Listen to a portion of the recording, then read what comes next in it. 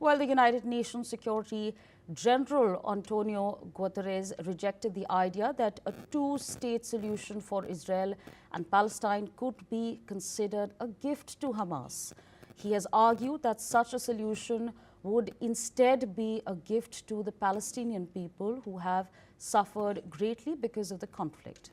Guterres also commented on Israel's stance regarding its military campaign in Gaza, noting that Israel appears determined to continue its operations up to the end and is not currently open to serious peace negotiations. He also pointed out that this position could lead to significant consequences from Israeli perspectives. Let's take a look, and in fact a closer look, at what the United Nations Secretary General has to say.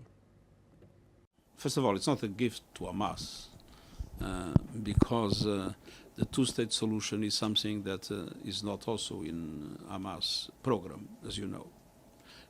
It is a gift to the Palestinian people that has suffered also a lot because of Hamas. At the present moment, it looks like Israel is determined to go up to the end and not open to a serious negotiation for a ceasefire, with the dramatic consequence from the Israeli point of view that it is also not allowing for the release of hostages that we have always said should be immediate and unconditional. In his remarks, Guterres also described the situation in Gaza as horrendous, adding that the ongoing war is morally, politically, and legally intolerable. Furthermore, Guterres also expressed his willingness to meet the Israeli Prime Minister Benjamin Netanyahu and US President Donald Trump at the United Nations next week. Take a listen. What happens in Gaza today is horrendous.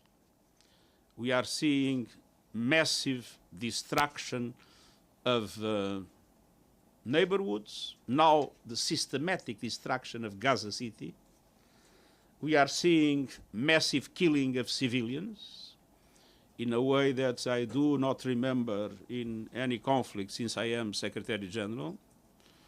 And we are seeing dramatic obstacles to the distribution of humanitarian aid. At a certain moment, it completely stopped, with the consequences that the Palestinian people is suffering an horrendous situation, with famine, with no access to any kind of health support, and with continued displacement and the imminent risk of losing their lives at any moment.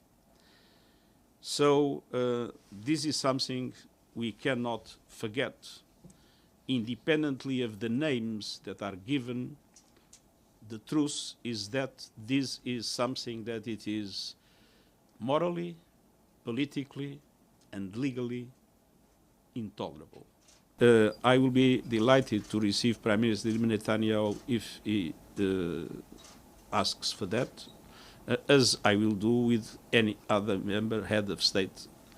And of course, according to the rules, I will inform, if that is the case, the International Criminal Court. But the gravity of the situation in Israel and the occupied Palestinian territories more than justify that if the Prime Minister of Israel wants a meeting, for me to grant it. This comes as Israeli military spokesperson Efi Defrin has delivered an address confirming that the ground assault has begun in Gaza City, with more troops expected to join soon. Defrin has said that the objective of the stage is the return of the hostages and the defeat of Hamas, and the operation will continue until the objectives are achieved. According to reports, the number of soldiers are expected to rise in the coming days to confront up to 3,000 Hamas combatants, and the IDF believes are still in the city. Meanwhile, Gaza health officials have reported that at least 70 people have been killed on September 16th the majority of them in Gaza City. However, Defrin has emphasized that despite the ongoing military operations, there would be no starvation in Gaza. He's also stated that humanitarian aid would be delivered to the northern part of the Gaza Strip. Let's take a closer look at what the Israeli military spokesperson has to say. הלילה, בהתאם להנחיית הדרג המדיני, פתחנו בשלב הבא במסגרת מבצע מרכבות גדעון. מטרת המבצע היא השבת החטופים והכרעת החמאס בעיר עזה. אנחנו פועלים על פי תוכנית סדורה שגובשה על ידי מפקדי צה"ל ואושרה על ידי הדרג המדיני. כוחות צה"ל החלו הלילה בהתקפה אל עבר ליבת העיר עזה. כעת בעיר עזה פועלות 3 אוגדות, אוגדה 98, אוגדה 162, ובימים הקרובים תצטרף לתמרון אוגדה 36. במהלך השבוע האחרון, מטוסי חיל האוויר תקפו עשרות מבנים רבי קומות בעיר עזה. בהם חמאס הציב אמצעי תצפית ותשתיות טרור. אלו הם מבני טרור המשמשים את מחבלי החמאס למעקב ופגיעה בכוחות צה"ל הפועלים בשטח. להערכתנו, עד כה התפנו מהעיר יותר מ-350,000 תושבים. במסגרת התוכנית המבצעית ובהתאם להיקף האוכלוסייה הצפוי להתפנות, התאמנו את המאמצים ההומניטריים לתושבי רצועת עזה. זאת בהתאם לדין הבינלאומי. אני רוצה להדגיש, לא יהיה מצב של הרעבה ברצועת עזה. סיוע הומניטרי יועבר גם לצפון הרצועה. Major General Sudhakar Ji, senior geopolitical and strategic defense expert, joins us from New Delhi, India. So thank you so much for joining us on NewsX World. I'd like to understand from you, what do you make of the current situation on the ground as far as the Israel-Gaza war is concerned? Good morning, Asawri. Thank you for getting me to your show. Coming straight to the question which you have asked, my understanding about the whole issue is total disregard to rules-based international order by Israel. No matter what the objective is, be it the political or the military objective, everything has to actually develop as per the defined boundaries. I don't think the boundaries are being controlled and being regulated by any organization, any architecture, globally or otherwise. One. Number two, I personally feel that like the League of Nations, they collapsed and gave lead to formation of a transatlantic architecture in the global body. I think, in my opinion, this perhaps disregard to the rules-based international order and blatant violation and non-supply of humanitarian assistance. Look at the situation unfolding in Gaza.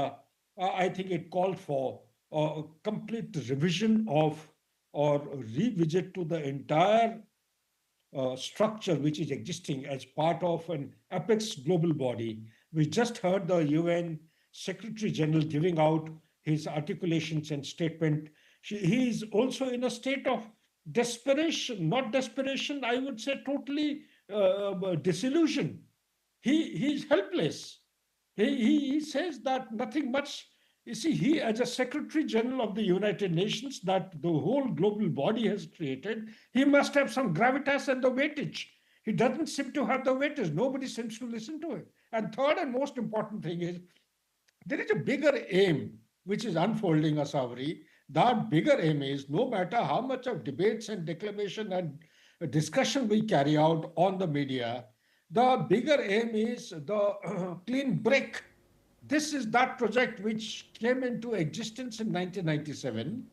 Netanyahu happened to be a member of that team. There are a lot of congressmen and senators in that. It's a top secret document then. I don't know the status now. As per that, the very concept of two-nation theory doesn't exist. And therefore, the current operation, ongoing operation, perhaps the hidden agenda of Israel is that they do not accept the UN-approved profile of the Palestine, that is two-nation theory. They are going on. Do you tell me 500 kilometers of tunnel, 40% have been actually reduced to, they have been decimated. Remaining 60%, will they be able to find out if they have not been able to find out in past 2 years? Number two, 60,000 Hamas and their associates have been killed, or more than that. And I'm given to understand 38 to 40,000 more have joined the Hamas. Can you decimate or kill or wipe out the Hamas as far as the ideology is concerned? No.